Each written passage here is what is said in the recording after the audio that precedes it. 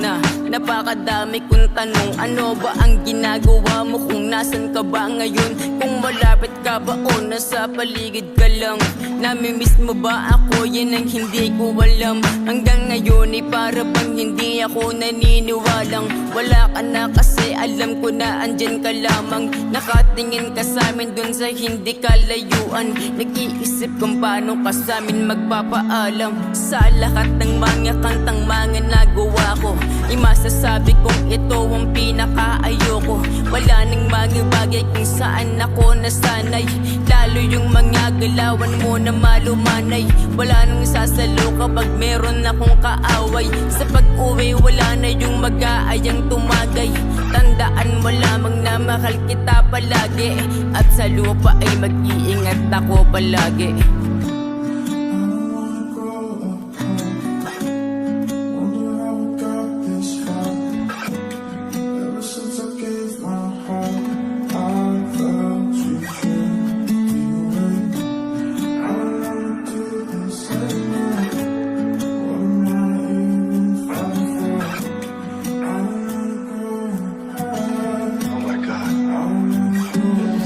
Lahat kami walang imik, di na makasalita. Pinadama mo sabi ng balakid na kakaiba. Ikaw yung pinaka mapagbigay sa aming lahat. Isang tawag ko lamang ay binibigyan mo ko agad. Naaalala ko pa nung bago pa mangyari yun. Pagka uwi mo ay bigla mo kong inadang uminom. Ako ay nakatanggi pero parang may iba. Kung alam ko lang na yun na sinamahan na kita. Sanay ako na tayong dalaway walang ganong pansinan, pero yung mawala kaya wala namang ganyanan.